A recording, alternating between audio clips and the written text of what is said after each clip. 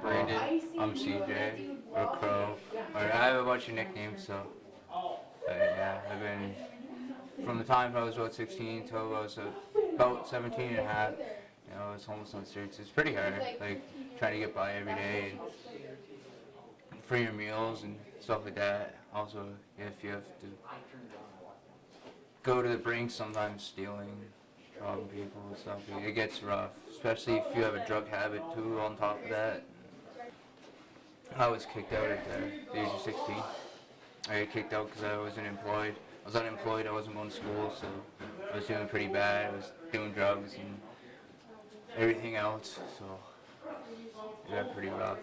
Well, most places that I've been to, I already know alternatives for food, like soup kitchens, homeless shelters, all like my stomach is fed. I made sure of that. Drop-in centers too.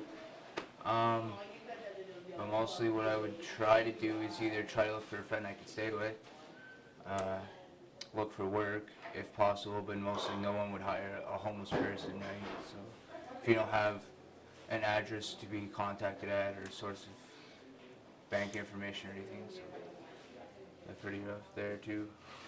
Mostly homeless shelters. Or if I had a friend, I'd be like, can I crash over? They usually say yes. So mostly I think probably I might have slept outside maybe 10 times of my entire time being homeless.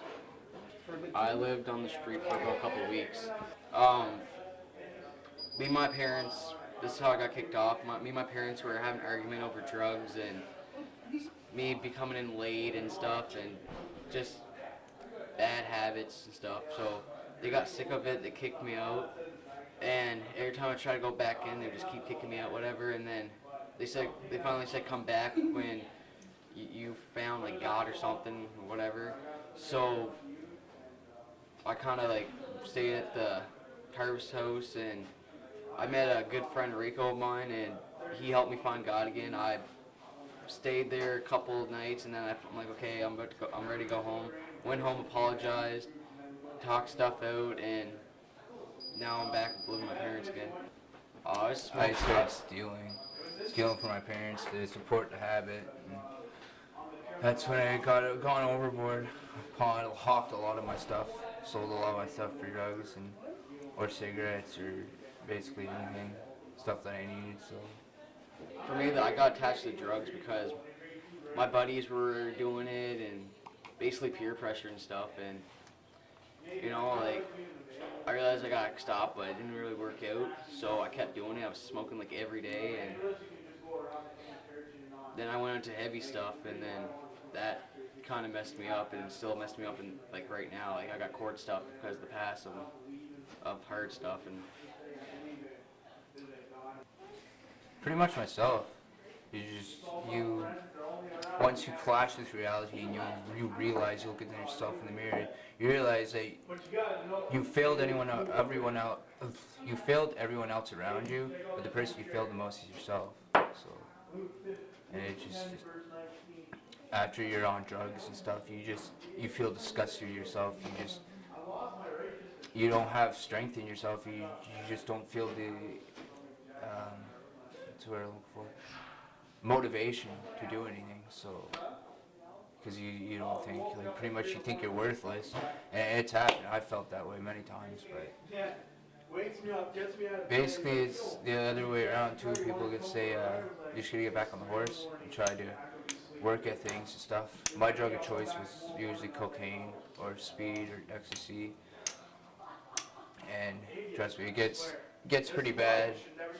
You don't eat, you don't pay attention to food or anything like that, so yeah. Because I mean, especially just in Moncton alone, like, I mean, myself, I had to go bottle collecting and stuff, and I see a lot of older men, probably in their 50s, 40s. yeah, somewhere's around my dad's age, and it's just look like that. yeah, it's pretty bad. It's just, I don't know. I think there's a lot more the government could be doing for alternative resources for either work or to keep those people, occupied with themselves. Yeah, but if you look on the government side, if you give them the money to live, they might just spend it on drugs because that's their life is drugs. Yeah, it's But they true. should at least get a drug test on them and alcohol test and everything on that. And Or even that, just keep tabs on them and say, like have a just keep support yourself worker clean. Yeah. to make sure.